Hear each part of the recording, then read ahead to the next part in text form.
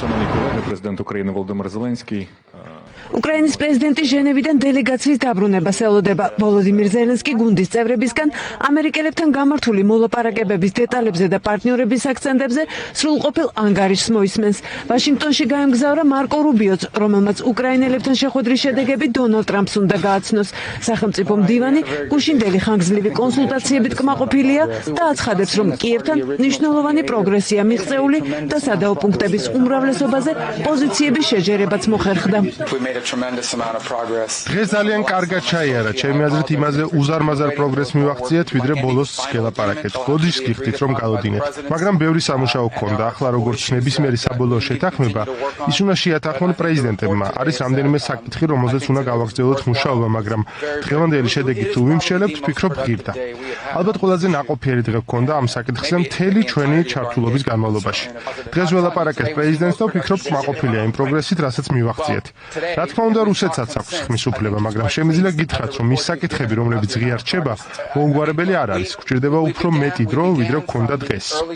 ცნობილია, რომ შეხვედრებზე ამერიკულმა მხარემ უკრაინას უსაფრთხოების გარანტიების შესახებ ახალი სამპუნქტიანი დოკუმენტი წარუდგინა. თუ რუსეთი მომავალში კვლავ განახორციელებს აგრესიას უკრაინის წინააღმდეგ, შეერთებული შტატების პრეზიდენტი უფლებას იტოვებს განალოგოს ამერიკული დანაყოფები და სადაზვერვო აქტივები. ამას გარდა ნატომ უნდა იმოქმედოს შეერთებულ შტატებთან კოორდინირებულად. გარანტიები ძალაში 10 წელი იქნება. ჟენევაში გამართულ მოლაპარაკებებს დონალდ ტრამპი მოკლე პოსტით გამოეხმაურა სოციალურ ქსელში და დაწერა, რომ შეიძლება მოლაპარაკებების პროცესში მართლაც კარგი რაღაც ხდება. შესაძლებელია, რომ დიდი პროგრესია მიღწეული სამშვიდობო მოლაპარაკებებში რუსეთსა და უკრაინას შორის. ნუ დაიჯერებთ, ვიდრე არ ნახავთ, მაგრამ შეიძლება რაღაც კარგი ხდება.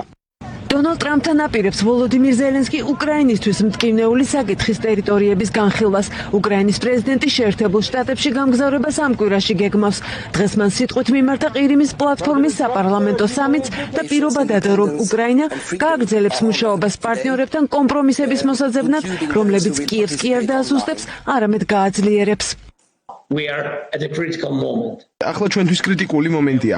მჭიდროდ თანამშრომლობთ შეერთებულ შტატებთან, ევროპელ პარტნიორებთან და ბევრ სხვასთან, რომ განსაზღვროთ ნაბიჯები, რომელიც დაასრულებს რუსეთის ომს და მოგვიტანს ნამდვილ უსაფრთხოებას. ახლა მედიაში ბევრი ხმაურია.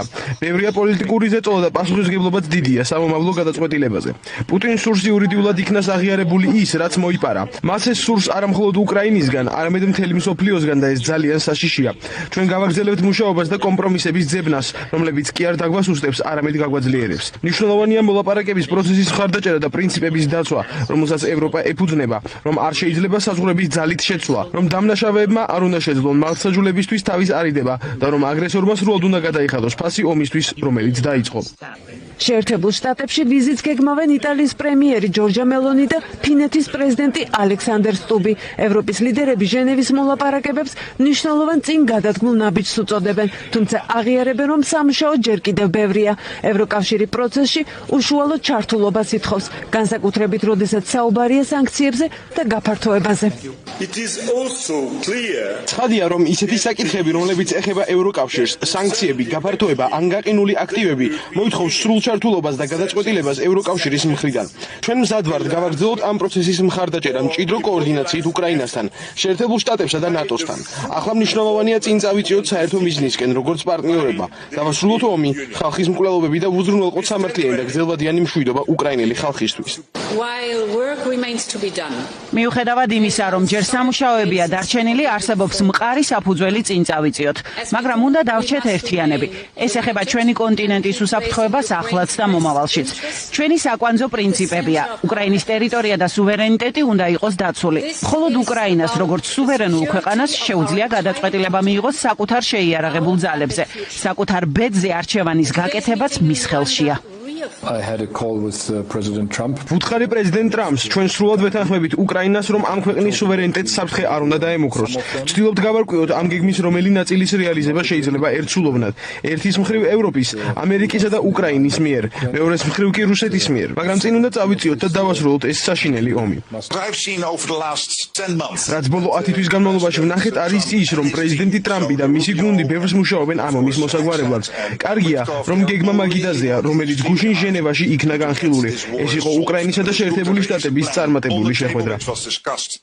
20 პუნქტიანი სამშვიდობო ინიციატივა, რომელიც შინაარსიდან გამომდინარე უკრაინისთვის კაპიტულაციის ტოლფასი იყო, უკვე აღარ არსებობს. ჟენევის კონსულტაციების შედეგად დოკუმენტი რადიკალურად შეიცვალა. პუნქტების ნაწილი საერთოდ ამოიღეს, ნაწილი კი დარედაქტირდა. ახლა ის რუსეთმაც უნდა შეაფასოს. თუმცა რეჯეპ ტაიფ ერდოღანთან სატელეფონო საუბრისას ვლადიმერ პუტინმა არ გამორიცხა, რომ წინადადებების ის ვარიანტი, რომელსაც გაეცნო, მშვიდობიანი მოგვარების საფუძველი გახდეს.